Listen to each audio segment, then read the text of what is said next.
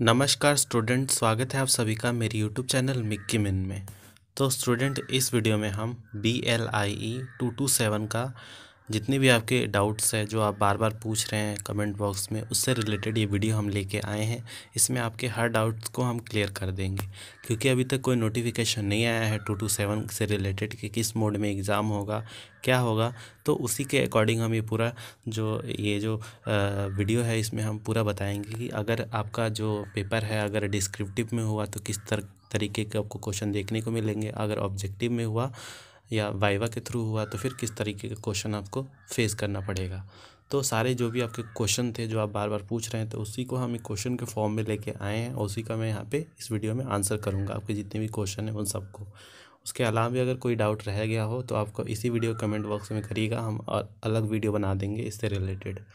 तो सबसे पहला जो क्वेश्चन आप लोगों का है कि how to plan for the exam के लिए कैसे प्लान करें। तो मैं आपको बता दूं, आप दोनों मोड में तैयार रहें, whether it is viva whether it is descriptive के लिए हमने ऑलरेडी DDC एंड कैटलॉगिंग का वीडियो बना दिया है। अगर आपने वो नहीं देखा है तो आप आई बटन पे क्लिक करके वो वाले वीडियोस देख सकते हैं। इसमें पूरा हमने कैटलॉगिंग कैसे करते हैं, DDC का क्लासिफिकेशन, आपका जितने भी शेड्यूल्स है, जितने भी टेबल है, उन सबको एक्सप्लेन किया है, वो आप देख सकते हैं।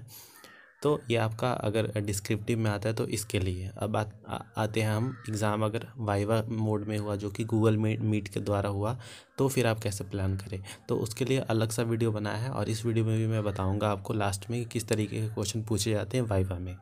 फिर एग्ज़ाम स्ट्रेटजीज़ कैसी होनी चाहिए, तो वही है। अगर आप लोगों का वो डिपेंड करता है किस मोड में हो रहा है। अगर एग्ज़ाम आपका डिस्क्रिप्टिव में होगा तो थोड़ा टफ होगा, क्योंकि उसमें आपको पूरा आपको वो बनाना पड़ेगा, आप कैटलॉगिंग कार्ड बनाना पड़ेगा। हर कैटलॉगिंग कार्ड के कंपोनेंट कहाँ पे क्या लगाना है, कहाँ पे कॉमा लगाना है, पंक्चुएशन मार्क बहुत इंपॉर्टेंट होता है, कैसे साइज़ होना चाहिए। तो ये सारी चीज़ें आपको देखने को मिलेगी। और अगर वो एग्ज़ाम आपका वाइवा में हुआ तो फिर आपको पूरा वाइवा से रिलेटेड जितने भी क्वेश्चन हमने प्रिपेयर किए थे आपके लिए, वो सब आपको प्लेलिस्ट से जाके देख के और फिर आपको उसी तरीके से प्रिपेयर करना पड़ेगा। एग्ज़ाम कब होगा, तो देखिए जैसा कि मैंने स्टार्टिंग में ही बोला कि एग्ज़ाम का अभी कोई नोटिफाइड डेट नहीं आया है कि 227 का कब होगा। बट जब भी होगा आपको प्रायर इन्फॉर्मेशन दे दिया जाएगा कि कैसे और क्या होने वाला है। मोड ऑफ़ एग्ज़ाम की बात करूँ तो भाई वाइवा और डिस्क्रिप्टिव में अगर हो रहा है तो डिस्क्रिप्टिव के लिए तो आपके लिए हमने ऑलरेडी वीडियो डाल दिया है। वाइवा की बात करूँ तो वाइवा में आपको वही क्वेश्चन आएगा जैसे कि लास्ट टाइम जो आए थे, जो बच्चों ने हमें क्वेश्चन भेजे थे।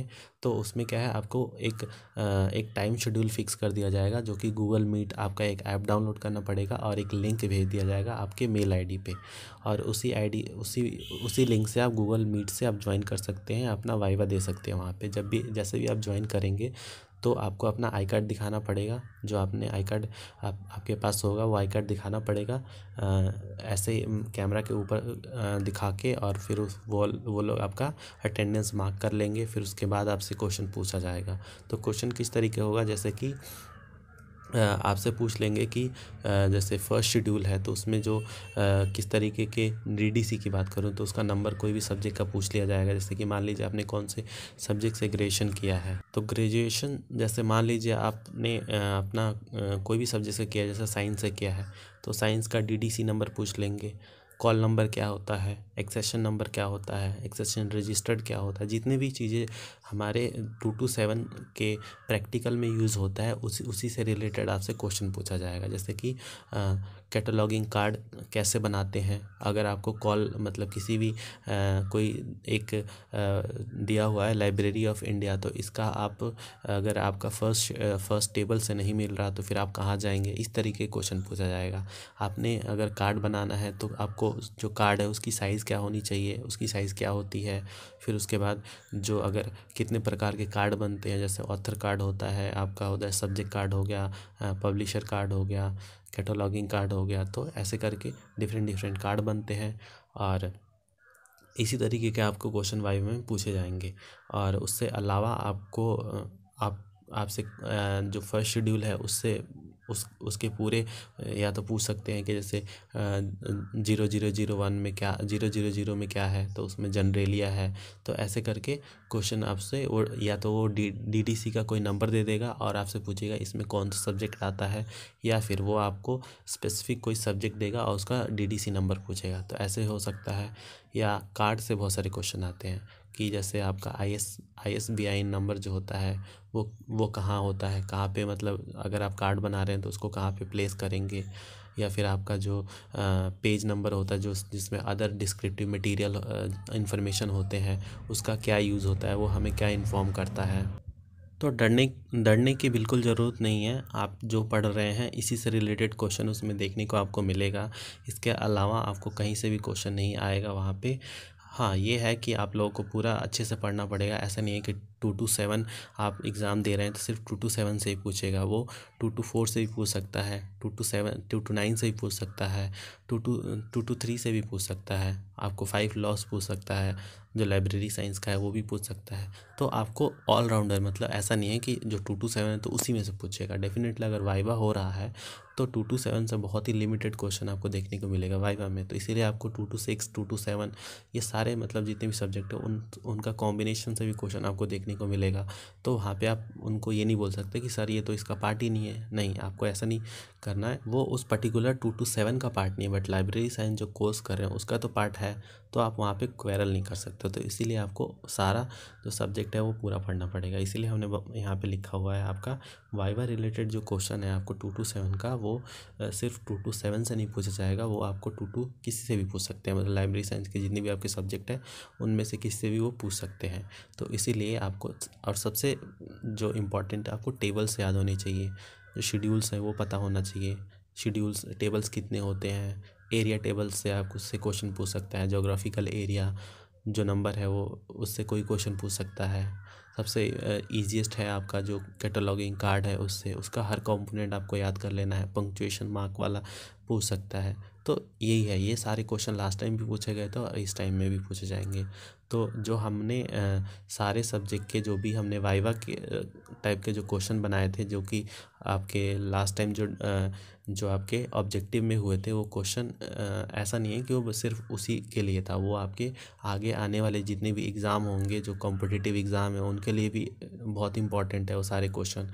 और प्लस आपके जो भी 2 to 7 या 2 to 4 या जो भी वाइवा होते हैं उनमें भी आपसे पूछा जाएगा। प्लस आपका जो भी, अगर मान लीजिए आपने कोई एग्ज़ाम क्रैक कर लिया है तो आपसे जो वाइवा का क्वेश्चन वहाँ पे इंटरव्यू में जो क्वेश्चन पूछा जाता है वो भी उन्हीं से आएगा। क्योंकि वो क्या है, वो पूरा आपका जो भी इग्नू का मटेरियल है उसी से बना हुआ है। और वो इग्नू मटेरियल पे ही इन्फोसिस करते हैं, क्योंकि बेस्ट मटेरियल आपको इग्नू के अलावा और कहीं नहीं मिलेगा। हर कॉम्पिटिटिव एग्ज़ाम में आप देखेंगे तो जो सिलेबस होगा वो इग्नू मटेरियल से ही होता है। उसके अलावा आप ढूंढने बैठेंगे तो 75 आप बुकें ले आएंगे, उसमें से थोड़ा थोड़ा देखने को मिलेगा। तो वही है, एक जगह पे आपको पूरा मटेरियल और अच्छे अनकंक्रीट फॉर्म में मिल रहा है, वो इग्नू का मटेरियल है। तो इसीलिए हम इन्वेस्ट करते हैं कि आप इग्नू मटेरियल से ही पढ़ें। उसके अलावा अली बाबा या जो भी आप पढ़ते हैं, जिससे भी पढ़ते हैं, वो आपके ऊपर डिपेंड करता है कि आप उसको, मतलब क्योंकि उसकी कोई यूज़ ही नहीं है। अगर अच्छी तरीके से आपने स्टडी मटेरियल ही पढ़ लिया है तो आपको कोई भी बुक पढ़ने की ज़रूरत नहीं है। आप बहुत अच्छे से एग्ज़ाम क्लियर करेंगे और फुल नंबर ला सकते हैं, क्योंकि उसी सोर्स से लेके वो जो भी आपका जो सपोर्टिव मटेरियल है उसी में से निकाल के वो बनाते हैं। वो कहीं अपने तरफ से रिसर्च एंड फाइंडिंग करके नहीं बनाते, बट ये जो इग्नू का मटेरियल है वो रिसर्च एंड फाइंडिंग करके बना हुआ है। तो इसीलिए हम बोलते हैं। बाकी आपके ऊपर डिपेंड करता है, आप कोई भी कॉम्पिटिटिव एग्ज़ाम की बुकें ख़रीद ले, कहीं से भी ख़रीद ले, आपको आना है लास्ट में आपको यहीं पे। जैसे इग्नू की बात अगर मैं छोड़ के अगर जनरल कंपटीशन की बात करूँ तो हर कंपटीशन को क्रैक करने से पहले बोला जाता है कि एनसीईआरटी के बुक को पढ़ने के लिए। तो क्यों? क्योंकि वो एक स्टैंडर्ड है, उसके बिना आपको कुछ नहीं समझ में आने का।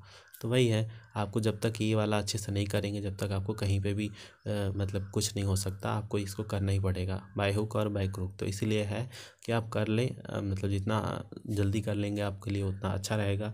और वाइवा क्वेश्चन तो हमने n नंबर ऑफ़ क्वेश्चन आपको देखने को मिल जाएगा, जितने भी 2 to 4 से लेके 2 to 1 से लेके 2 to 9 तक जितने भी हमने जो ऑब्जेक्टिव क्वेश्चन लास्ट टाइम आपके फ्रेम किए थे, वो आपके एक तरह से स्टार मार्क जो वीडियोस थे, क्योंकि वो हर जगह आपको देखने को मिलेगा उस तरीके के क्वेश्चन।